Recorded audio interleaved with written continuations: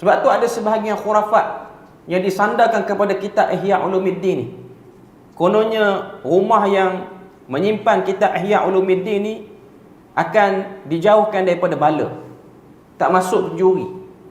Sedangkan masjid yang simpan Quran ni pun orang korek tabungnya.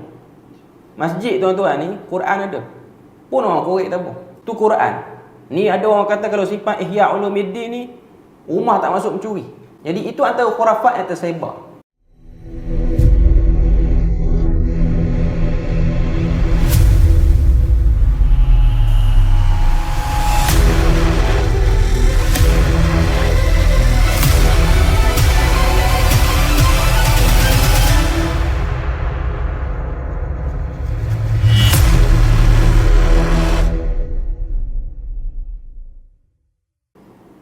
Kata Al-Imam Ibn Jauzi ataupun kata penulis yang menyusunkan risalah ni, berhubung dengan karya ahli-ahli sufi, Ibn Jauzi menjelaskan segolongan ahli sufi terdahulu telah menghasilkan beberapa buah karya yang mengandungi keburukan dan hadis-hadis yang tidak sahih.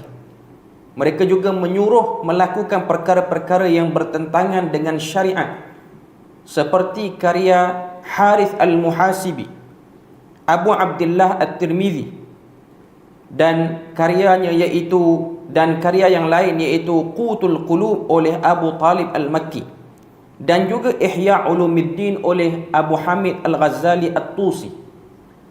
Kalau kita tengok Al-Imam Ibn Jauzi, satu orang tokoh ulama yang datang pada kurun ke-6 Hijrah, dia bukan hanya melakukan bantahan kosong, tapi dia juga melakukan khidmat terhadap bantahan-bantahan yang dia kemukakan. Contoh khidmat yang dia buat ialah mengeluarkan poin-poin yang elok, poin-poin yang okey daripada kitab Ihya Ulumuddin, sehingga dia menulis satu ringkasan ataupun saduran, dia keluarkan daripada Ihya Ulumuddin tu segala yang bermasalah, lalu dia beri nama buku yang dia tulis tu sebagai khidmat dia terhadap Ihya Ulumuddin dengan nama Minhajul Qasidin. Minhaj Al-Qasidi. Ihya Ulumuddin maksudnya jiwa kepada agama ataupun ilmu yang diperlukan oleh jiwa dalam agama, yang mana Imam Abu Hamid Al-Ghazali ataupun Imam Al-Ghazali ni dia terinspirasi menulis kitab tu daripada kitab Qutul Qulub yang lebih awal daripada Abu Talib Al-Makki. Dalam Qutul Qulub itu banyak terkandung dalamnya, bercampur padanya nas daripada Al-Quran dan hadis, terutamanya dalam bab hadis bercampur antara sahih dan dhaif, bahkan palsu pun, rekaan pun masuk dalam tu, dan juga bercampur dalam tu ialah firasat-firasat yang tak jelas, kata-kata hikmah yang bertentangan dengan Al-Quran dan hadis, yang diambil oleh penulis iaitu Al-Makki ni sebagai sokongan terhadap bab-bab yang dikemukakan dalam kitab Qutul Qulub. Kemudian datang Imam Al-Ghazali yang membawa pendekatan yang lebih sederhana sikit.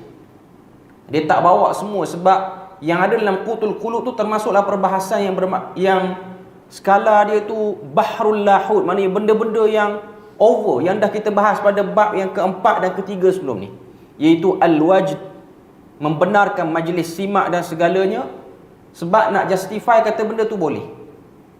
Ini ialah benda-benda yang kalau kita tengok termasuk daripada kepincangan yang ada dalam kitab Qutul Qulub.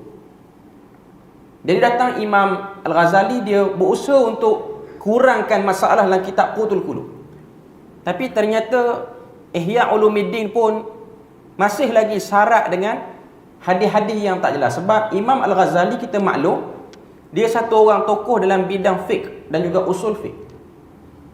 Kekuatan ataupun kemampuan dia dalam menilai hadis ataupun maklumat dia tentang ilmu hadis tak sekuat maklumat dia tentang ilmu fiqh dan usul fiqh. Sebab tu kalau kita baca kitab Ihya Ulumuddin, kitab Ihya ni pun banyak jilid. Qutul Qulub tu pun berpuluh-puluh jilid. Ihya pun berbelah jilid. Pada muqaddimah oleh Imam Al-Ghazali, dia sebut tentang keadaan diri dia dalam penilaian hadis. Sebab tu kalau kita baca muqaddimah Ihya Ulumuddin, Imam Al-Ghazali dia sebut bida'ati fil hadis muzjah. bekalan aku dalam ilmu hadis ni tak banyak. Jadi dia mengharapkan orang yang datang lepas daripada tu untuk memberi khidmat pada buku dia. Cuma yang terjadi ialah sebahagian masyarakat yang datang kemudian mengangkat kitab ni setinggi-tingginya, bahkan lebih tinggi daripada Quran. Sebab tu ada sebahagian khurafat yang disandarkan kepada kitab Ihya Ulumuddin ni. Kononnya rumah yang menyimpan kitab Ihya Ulumuddin ni akan dijauhkan daripada bala, tak masuk juri. Sedangkan masjid yang simpan Quran ni pun orang korek tabungnya. Masjid tuan-tuan ni Quran ada, pun orang korek tabung. Tu Quran. Ni ada orang kata kalau simpan Ihya Ulumuddin ni rumah tak masuk mencuri. Jadi itu antara khurafat yang tersebar. Sedangkan Imam Al-Ghazali tidak mengharapkan ataupun tidak inginkan seperti itu terjadi.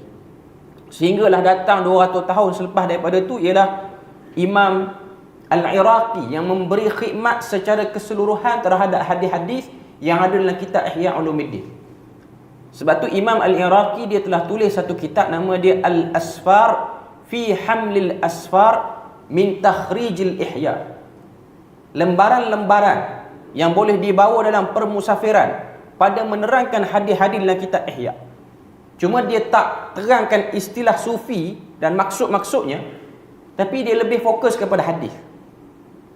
Cuma khidmat yang diberikan oleh Al-Imam Ibn Jauzi yang awal sikit daripada Imam Al-Iraqi ni, dia mengeluarkan apakah konsep kesufian yang sebenarnya melalui kitab dia Minhajul Qasidin.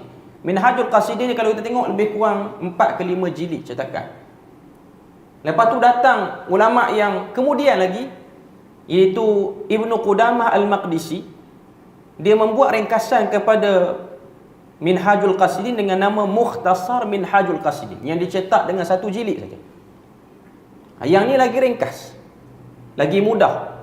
Istilah-istilah yang orang kata apa, terlalu crucial untuk difahami bagi orang-orang yang tak biasa dengan alam kesufian ni dibuang ataupun tak digunakan secara berulang kali oleh penulis.